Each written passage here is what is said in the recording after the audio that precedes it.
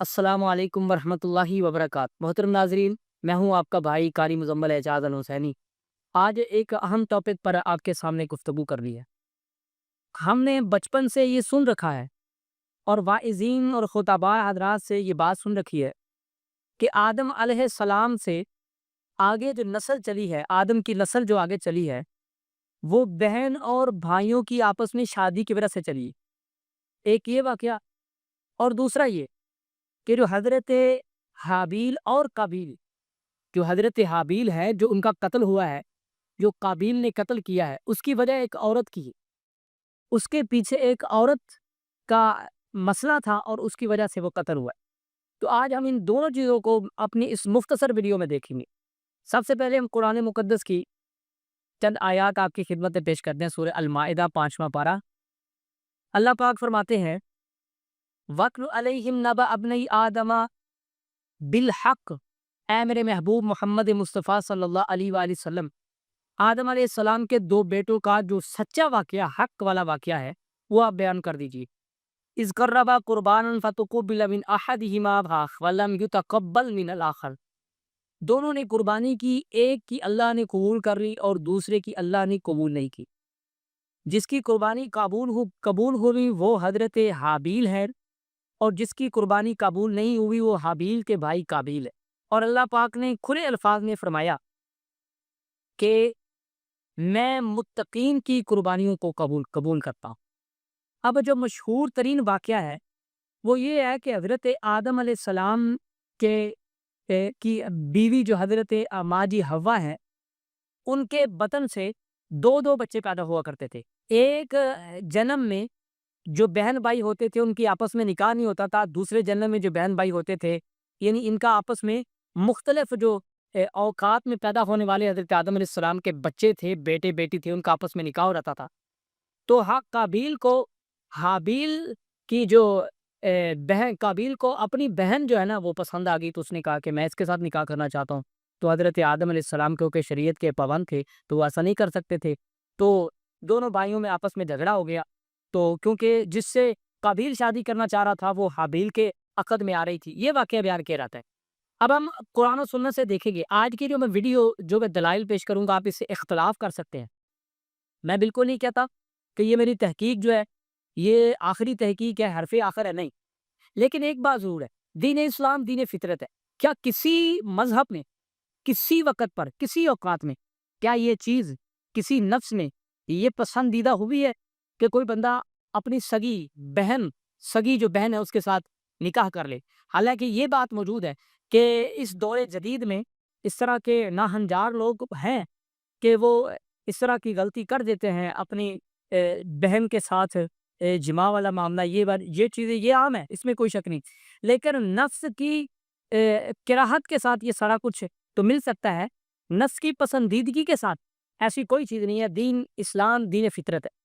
اور حضرت محمد مصطفیٰ صلی اللہ علیہ وآلہ وسلم نے فرمایا، میں پھر بتا رہا ہوں کہ آپ میری اس تحقیق سے اختلاف کر سکتے ہیں، کھلی اجازت ہے آپ کو۔ نبی پاک جناب محمد مصطفیٰ صلی اللہ علیہ وآلہ وسلم نے فرمایا کہ اللہ پاک نے آدم علیہ السلام کی تخلیق سے نہیں، اس کائنات کی تخلیق سے پہلے اللہ پاک نے قلم کو کہا کہ لکھ، اور قلم نے جو کچھ کانا وما یکون جو کچھ تھا اس نے لکھ لیا۔ جو حلال ہے وہ لکھ لیا، جو حرام ہے وہ لکھ لیا۔ سب کچھ جب لکھ لیا گیا حلال و حرام، تو اس کے بعد تغیر و تبدل نہیں ہو سکتا۔ اللہ پاک فرماتے ہیں وَلَن تَجِدَ لِسُنَّتِ اللَّهِ تَبْدِيلًا وَلَن تَجِدَ لِسُنَّتِ اللَّهِ تَحْوِيلًا۔ اللہ کی سنت، اللہ کا قول، اللہ کے جو طریقہ کار ہے وہ تبدیل نہیں ہوتے۔ یہ دلائل ہے میرے پاس۔ نبی پاک جناب محمد مصطفیٰ صلی اللہ علیہ وآلہ وسلم سے ایسا کوئی صریح ترین قول موجود نہیں کہ جس سے آپ یہ بات واضح کر سکے، بیان کر سکے کہ اللہ کے پاک پیغمبر نے فرمایا کہ آدم کے بیٹے بیٹیاں بہن بھائیوں کی آپس میں شادی ہوتی تھی اور اس سے نسل چلی۔ کیونکہ اللہ پاک کے قرآن نے یہ فرمایا کہ اللہ کا قرآن یہ کہتا ہے کہ میں پچھلی شریعتوں کی تصدیق کے لیے آیا ہوں، انبیاء کی تحقیق، انبیاء کی شخصیات پر لگنے والے الزامات کی تحقیق کے لیے اور ان کی تردید کے لیے آیا ہوں۔ تو قرآن مقدس جب ہم سورہ نور کو دیکھتے ہیں تو قرآن مقدس میں اللہ پاک نے جو محرم یا غیر محرم رشتے ان کا ذکر کیا ہے، اور اس میں جو اختصار کے ساتھ میں بیان کرنا چاہ رہا ہوں وہ یہ ہے۔ اللہ پاک فرماتے ہیں مومن عورتیں وَلَا يُبْدِينَ زینتہن، وہ اپنی زینت کو ظاہر نہ کریں، کھولے نہیں کسی کے سامنے، الا ما ظہر منہا، مگر جو ظاہر ہو جائے، یعنی ہاتھ ہیں، پاؤں ہیں، یہ کھول سکتی ہیں۔ اچھا، وَيَحْفَظْنَ فُرُوجَهُنَّ، اور اپنے فرج کی شرمگاہ کی حفاظت کریں۔ وَلْيَضْرِبْنَ بِخُمُرِهِنَّ عَلَىٰ جُيُوبِهِنَّ، انہوں نے چاہیے کہ اپنی چادر کو، دوپٹے کو اپنے سینے پہ رکھیں۔ إِلَّا لِبُعُولَتِهِنَّ، اپنے خامدوں کے لیے، او آبائِهِنَّ، اپنے باپوں کے لیے، او آبائی بعولتہن، یا پھر اپنے خامد کے جو باپ ہے اس کے لیے، یعنی اپنے سسر کے لیے، او ابنائہن، یا اپنے بیٹوں کے لیے، او ابنائی بعولتہن، یا اپنے جناب بیٹوں کے لیے، او اخوانہن، یا اپنے بھائیوں کے لیے، او بنی اخوانہن، یا بھتیجوں کے لیے۔ یعنی یہ وہ رشتے ہیں جن پر اللہ پاک نے جو ہے شرط لگائی کہ ان کے سامنے صرف جو ظاہر ہے، چہرہ ہے، ہاتھ ہے، پاؤں ہے، جو ظاہر یہ کھول سکتے ہیں، زینت اپنی اظہار کر سکتے ہیں، اس کے علاوہ نہیں۔ تو کیونکہ قرآن پچھلی شریعت کی تصدیق کرتا ہے۔ اب اس دور میں دیکھا جائے تو دین اسلام میں جو رضائی بہن بھائی ہے نا، جو ایک ماں کے بطن سے پیدا نہیں ہوئے بلکہ انہوں نے ایک ماں کا دودھ پیا ہے، ان کا بھی آپس میں رشتہ نہیں ہوتا، یہ شریعت محمدی ہے۔ اور پھر پورا قرآن آپ اس کا مطالعہ کر کے دیکھ لیں، قرآن مقدس میں کہیں پر یہ بات موجود نہیں ہے کہ حضرت آدم علیہ السلام کے بیٹوں کی لڑائی جو تھی وہ ایک عورت کی وجہ سے تھی، یا پھر یہ بھی بات کہیں پر موجود نہیں ہے کہ اللہ پاک نے نسل آدم کو، آدم علیہ السلام کی اولاد کی جو نسل ہے آگے چلائی ہے، وہ بہن بھائیوں کی آپس میں شادی سے چلائی ہے، کیونکہ اسلام دین فطرت ہے، اور فطرت میں کبھی یہ جیت پسندیدہ نہیں رہی۔ اور اللہ پاک کے لیے یہ بات خدا کے لیے کوئی مشکل نہیں ہے کہ وہ آدم علیہ السلام کی نسل کی آگے بڑھوتی کے لیے عورتیں پیدا نہ کر سکے، یا پھر وہ اس طرح کا سلسلہ نہ چلا سکے، اور اس کے لیے یہ مشکل ہو جائے اور تکلف کرنا پڑے کہ وہ بہن بھائیوں کی آپس میں شادی سے یہ سلسلہ چلے۔ اور اگلی بات جو آپ کی خدمت میں پیش کر رہا ہوں وہ آپ ذرا سن لیں۔ یہ بات بھی تحقیق میں آئی ہے کہ حضرت آدم علیہ السلام سے پہلے بھی انسان اللہ کی زمین پر موجود تھے۔ معصومین کی روایات سے بھی، احادیث سے بھی یہ بات ثابت ہے کہ اللہ پاک نے کئی جہان پیدا کیے، اور ان جہانوں میں کئی انسان پیدا کیے، اور ان سب کا خالق اللہ ہے، اور آدم سے پہلے بھی اللہ کی زمین پر انسان موجود تھے۔ معصومین کی احادیث میں بھی یہ موجود ہے، اور جدید سائنسی تحقیق میں بھی یہ بات موجود ہے کہ آدم سے پہلے بھی جو ہے وہ مخلوق تھی۔ اب قرآن مقدس میں اس کے لیے کئی اشارات ہیں۔ میں سب سے پہلے آپ کے سامنے جو مشہور سب سے عام فہم اشارہ آپ کی خدمت پیش کرتا ہوں۔ جب حضرت آدم علیہ السلام کو اللہ پاک نے فرمایا نا کہ اے آدم، اے میرے فرشتوں، میں ایک خلیفہ بنانے لگا ہوں، اور وہ خلیفہ میرا کون ہے؟ آدم ہے۔ تو فرشتوں نے کہا اسے زمین میں بھیجے گا، ٹھیک ہے، یہ زمین میں فساد کریں، یعنی جو وہ آیا مبارکہ آپ سب کے سامنے ہے۔ اذ قال ربک للملائکۃ انی جاعل فی الارض خلیفہ قالوا اتجعل فیہا من یفسد فیہا، آپ اسے زمین کا خلیفہ بنائیں گے جو فساد کرے گا۔ اب مجھے یہ بتائیں، کیا فرشتوں کے پاس آنے والے حالات کا علم ہے؟ عالم الغیب ہیں، یا وہ مستقبل میں ہونے والے حالات کو جانتے ہیں؟ فرشتوں نے کیوں کہا؟ اور امام جعفر صادق علیہ السلام، یا اگر میں نام بھول رہا ہوں تو معصومین میں سے ایک معصوم نے یہ کہا کہ فرشتے یہ کہہ ہی نہیں سکتے، ان کے پاس یہ علم کیسے آیا کہ یہ آدم زمین میں فساد کرے گا؟ ان کا تجربہ ہے، پہلے زمین میں کوئی مخلوق تو تھی کہ جس نے فساد کیا ہے، اور اس کو دیکھ کر کے آدم علیہ السلام، اور پھر وہ مخلوق بھی آدم کی مثل ہونی چاہیے کہ جس کی مثال دے کر کے انہوں نے کہا کہ یہ بھی فساد کرے گا۔ اچھا، یہ بات تو روایات میں ہے موجود، اور لوگ مانتے بھی ہیں کہ جن تھے پہلے، تو کیا خدا کوئی ایسا اسباب ایسے نہیں پیدا کر سکتا کہ وہ آدم علیہ السلام کی تخلیق کی کو ابتدا اس نسل کو آگے بڑھانے کے لیے جنوں سے کوئی پیدا کر دے کہ اسے بہن اور بھائیوں کی شادی کروانا ضروری ہے؟ میں کہہ رہا ہوں قرآن مقدس میں ایک جو اشارہ، اور اس کے بعد دوسرا ایک اشارہ قرآن مقدس میں ملتا ہے کہ آدم علیہ السلام سے پہلے بھی لوگ تھے۔ سب سے پہلے آپ ذہن میں رکھیں کہ آدم سب سے پہلے نبی ہیں۔ اللہ پاک فرماتے ہیں کان الناس امۃ واحدہ، لوگ ایک ہی امت تھے اتحاد کے ساتھ۔ پھر لوگوں نے اختلافات کیے، فبعث اللہ النبیین مبشرین، پھر اللہ پاک نے نبی بھیجے جو خوشخبری دینے والے، ڈرانے والے تھے۔ تو اس آیہ مبارکہ سے بھی اشارہ ملتا ہے کہ پہلے لوگ موجود تھے، انہوں نے اختلافات کیے، اور پھر اللہ پاک نے نبیوں کا سلسلہ شروع کیا۔ اور اس کے علاوہ اہل سنت کتب میں، تفاسیر اور تشیع تفاسیر میں یہ بات ماننا کوئی بہت اچنبے کی بات نہیں ہے کہ آدم علیہ السلام سے پہلے اس زمین پر مخلوق کوئی تھی، اور اللہ نے اس بچی کچی مخلوق سے حضرت آدم علیہ السلام کی نسل کو آگے چلایا ہے، ان میں سے عورتوں کے ساتھ۔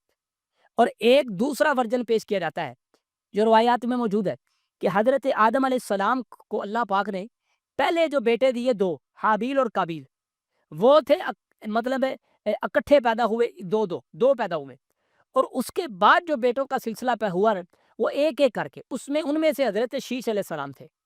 اور پھر اللہ نے ان دونوں بیٹوں کے لیے جو بعد میں پیدا ہوئے، اللہ نے ان کے لیے آسمان سے حوریں نازل کی، اور حوروں کے ساتھ ان کا عقد اور آدم کا سلسلہ چلا، اور پھر ان کی اولادوں میں آپس میں ان کے کزنز کے آپس میں رشتے ہوئے اور آدم علیہ السلام کی نسل چلی۔ یہ دوسرا ورژن ہے۔ اور اب آپ کے سامنے یہ میں آپ کی خدمت میں پیش کرتا ہوں بات کہ آدم علیہ السلام کے بیٹوں کی لڑائی کیوں ہوئی ہے؟ آدم علیہ السلام کے بیٹوں کی آپس میں لڑائی کیوں ہوئی ہے؟ کیا عورت کی وجہ سے ہوئی ہے؟ اب اس بات کی طرف قرآن مقدس میں کہیں موجود نہیں ہے کہ آدم علیہ السلام کے بیٹوں کی لڑائی عورت کی وجہ سے ہوئی ہے۔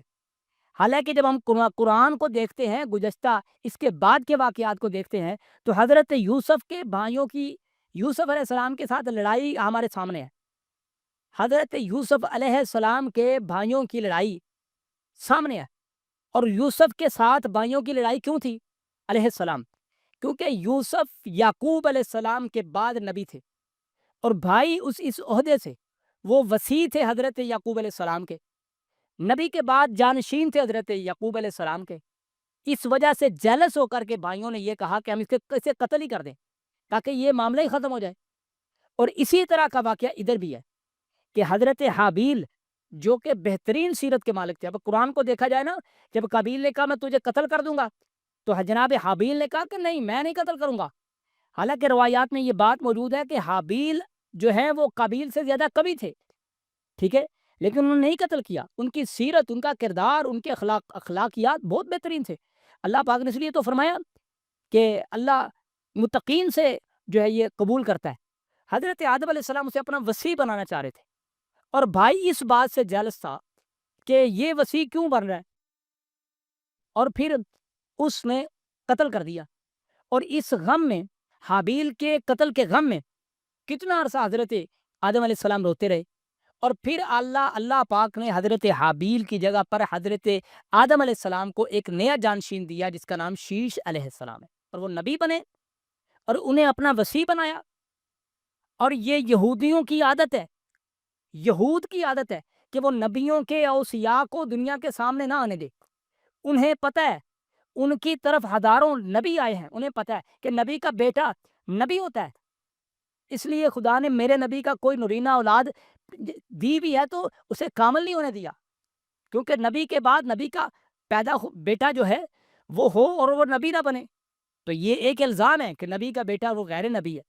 کبھی ایسا نہیں ہوا، نبی کا بیٹا نبی ہوتا ہے، یعنی نبی کی اولاد میں سے ایک آگے جو آنے والا نبی کا بیٹا نبی ہوگا، اس لیے اللہ پاک نے اپنے نبی کا کوئی بیٹا نہیں ہونے دیا۔ اللہ اکبر۔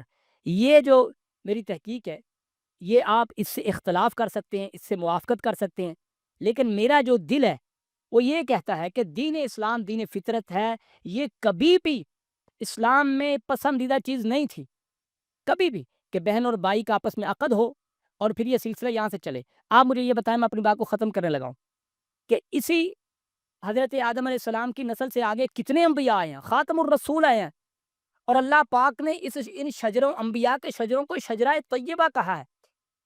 اور یہ طیبہ کیسے ہو سکتا ہے کہ جس کے پیچھے جس کی ابتدا وہ بہن اور بھائی کے آپس میں نکاح کے ساتھ ہوئی ہے، جسے فطرت قبول نہیں کرتی، جسے طبیعت قبول۔ آپ دنیا میں دیکھ لیں کون سا ایسا مذہب ہے، کوئی ایسا مذہب نہیں ہے جس میں بہن اور بھائی کی آپس میں شادی کا جواز موجود ہو، کوئی دنیا میں ایسا مذہب موجود نہیں ہے۔ اللہ سے دعا ہے اللہ مجھے اور آپ کو سمجھنے کی توفیق دے۔ سبحان ربک رب العزت عما یصفون وسلام علی المرسلین والحمد للہ رب العالمین۔